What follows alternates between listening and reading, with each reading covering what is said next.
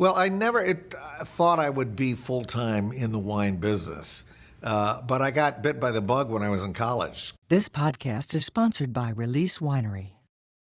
Join us as the story of this ultra-limited wine continues. Learn more at releasewinery.com.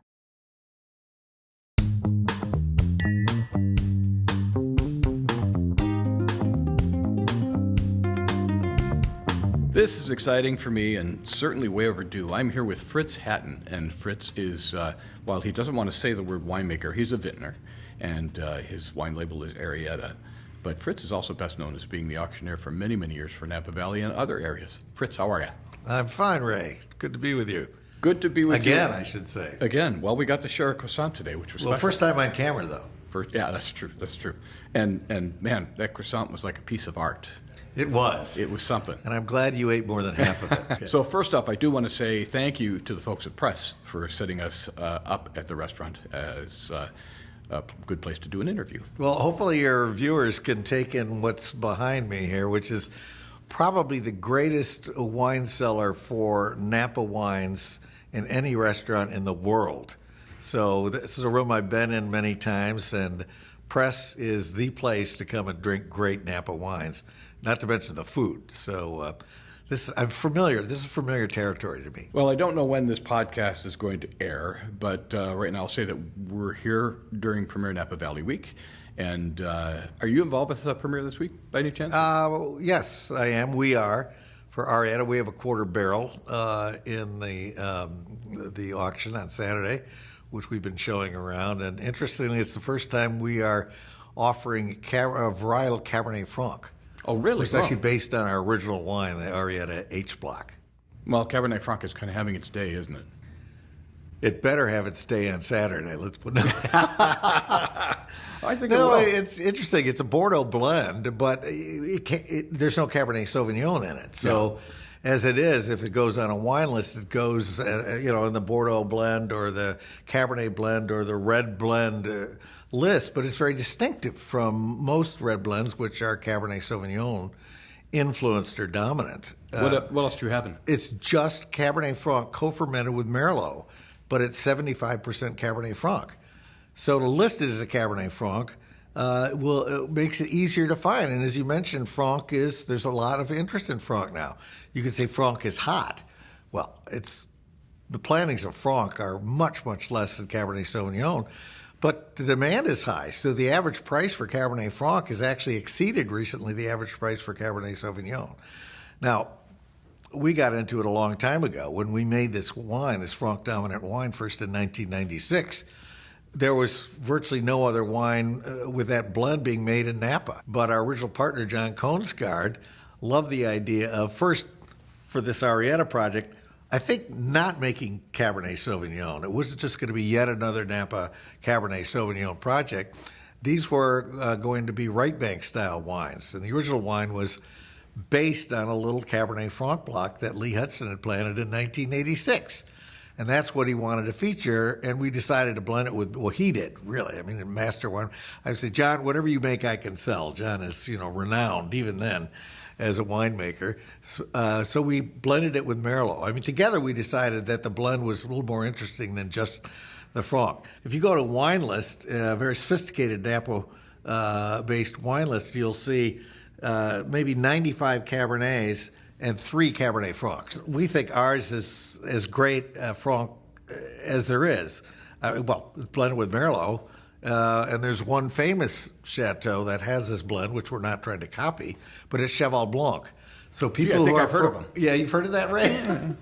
Somewhere along the line, yeah. Not bad juice. No. Now, we have 2 wines in front of us. Are you making just 2 wines, or do you make more than that? No, we make 10, actually. 5 are in distribution. These 2 are, and they're more recent creations. This is me showing you to hold it near your face, because that's all we're seeing. There we go. And remember, the label is much prettier than me. So this is a Bordeaux-style blend we created first in the 06 vintage. And we were buying fruit from Dave Aber at the time from a vineyard he'd planted up on Howell Mountain. And we were looking for Cabernet. Dave said, well, I have all 4 varieties here. Why don't you take a little of each? And so we built a wine around it, which we called Quartet. And you may imagine that music is a very important part of this brand, and we can tell stories about that. But for the moment, we like to link music to the wine, and so we use musical names for not all the wines, but some of the wines. In this case, it's obvious to call a blend of 4 Bordeaux varieties Quartet. And incredibly enough, we were able to register Quartet or trademark it for red wine. It was serendipity because at the time, duet was trademarked, trio was trademarked, quintet was trademarked, but no Quartet was available for red wine. So there it is, Arietta Quartet, and it's kind of the first wine that people will taste, mostly partly because it's a third of our production, designed for restaurants and clubs and the retail we can get to. I mean, we only make 2,500 cases of wine and 900 cases of this. But it's only 20% new oak, so we dial it back. It's meant to be drunk starting on release for 10 years. And so if any of your viewers and listeners see Arietta out in the marketplace or run into it, it most likely is going to be this Quartet. And this is not the original label. This was a label created at my partner Karen's urging over my objection. And the way she got over my objection, I said, well, I'll just use the label we always have. And our 8-year-old daughter at the time got tired of listening to us argue about this.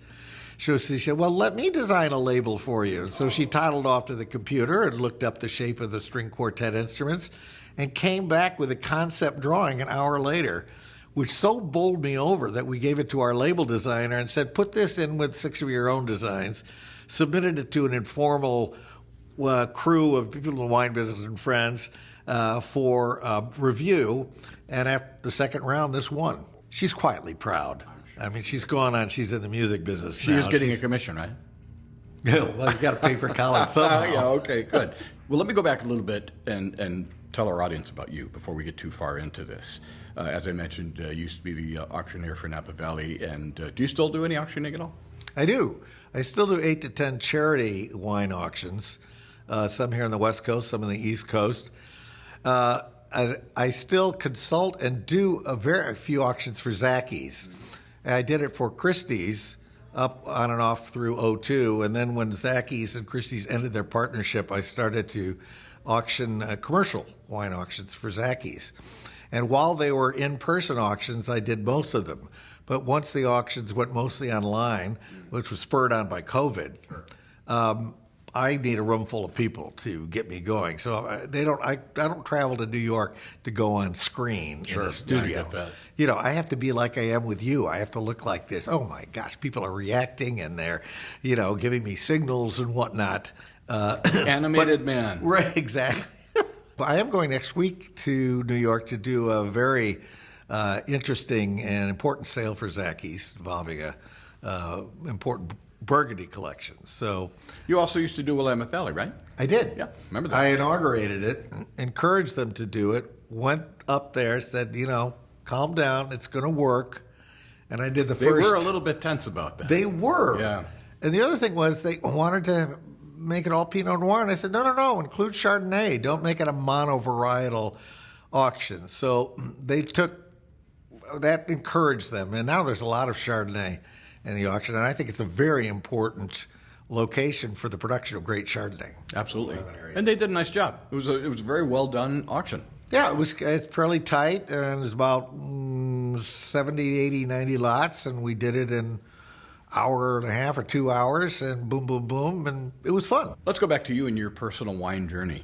When was it you decided that wine was for you, whether it be tasting or whether it was getting into the business? Well, I never thought I would be full-time in the wine business, but I got bit by the bug when I was in college. Of course, the age was 18, which actually was totally relevant, but then we were all, there was no sweat. We'd go to the wine shop. Sure. And I worked in a wine store between sophomore and junior year in college, and had my Eno epiphany, which is a bottle of Courton Clos du Roi. I thought it was 66. My friend says, no, it was 69. But anyway, there it was. The heavens opened. Life becomes a chase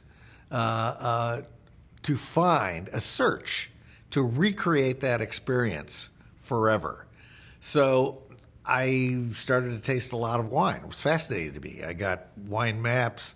I read the early books, Andre Simon and Michael Brobden had started to publish the little books, and then ultimately came out with a great vintage wine book. Finally, Hugh Johnson, 1976. That was a big deal. That's a when the fabulous World book. Atlas of Wine came out. And I'm a big map reader, which no one does anymore because they just use their GPSs. But I loved reading that book and seeing the layout. The geographic it helped me memorize or remember a lot of vineyard names and chateau names.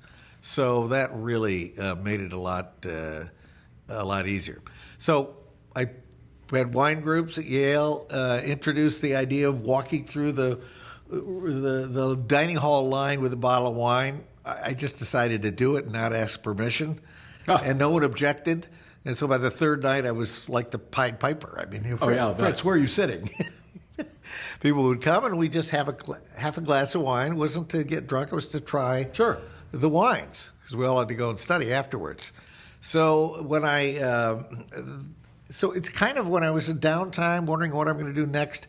I worked again, ran a wine store in Grand Rapids. When I came to New York, while I was looking for a job in performing arts management, that's what I thought I would do. I worked at a wine shop and then heard through a friend that Christie's was looking for someone to catalog and warehouse the wines for their first wine auction. I thought, oh, fantastic. I'll have the opportunity to handle and look at all these great old wines, see the labels, and maybe some corks will somehow pop out or magically. Right, the collector will invite me over to try some of his wine, and so I went, dropped everything else I was doing, helped organize the first wine auction, really the first commercial wine auction program in the United States in 1980 and 81, and then was pulled out of there by the management of Christie's and put into a general management position at Christie's for the whole art and antiques and all the departments for North America. So I was a manager for Christie's, but I oversaw the wine department in those days when it was we were selling in Chicago. We couldn't get a license. I tried to get a license in New York, but the retailers, the existing licensees and wholesalers said, no, it's not fair to create a special license for the auction houses. All the wine should come through us. So we did it in Chicago, where we could reintroduce privately owned wine into licensed channels.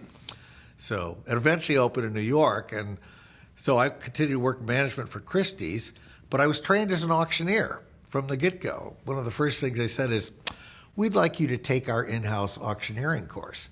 I said, okay, I never thought I'd be an auctioneer. I thought they did tobacco and hogs.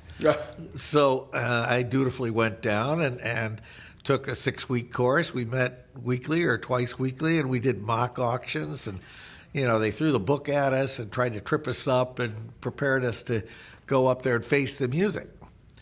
And so I went up to do my first 30 lots, and I was scared you-know-what-less. Because I thought I was going to lose money for the firm. And the hard-bitten dealers come in there and God, another trainee auctioneer. Let's give him or her a lot of misery and try to trip them up.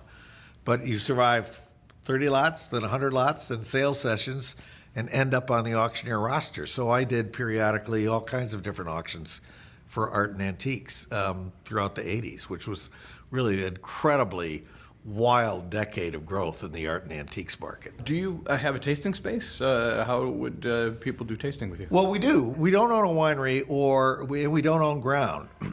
But we have long-term agreements. So it looks like we look like an estate winery, but we don't own the winery. We're the alternating proprietor at the Hudson Winery that Lee Hudson built. Beautiful winery in Carneros 8 years ago. And he wasn't going to have any other wineries, but I asked him to consider us because we bought almost half our grapes from him. And he had some excess capacity, so he agreed to allow us to move in. So we are licensed to produce wine and to taste at the Hudson Winery. So it's by appointment in advance because we're not out there the whole time. We drive out. Sure. Although our winemaker drives out to do his work there, we drive out from our office to conduct tastings. We have a director of hospitality and sales who's fabulous. So she does some of the most of the tastings, but I'll go out to see friends or by specific request. And Nice. So Karen and I do a lot of the tastings. And for our listeners who'd like to learn about you online, what is your website? AriettaWine.com. Very easy. Spell it for me. ARIETTA wine, WINE.com. So there's Arietta. Fritz, I'm very, very grateful for you taking the time to get together with me today. It's nice to be able to chat with you and get to know you a little bit and share a croissant. But I wish you guys continued success, especially after all this time. Fantastic. Well, I'd love to do it again, and before the next 30 years roll around. We will not wait that long, sir. Thank you. All right, Ray. Good to see you.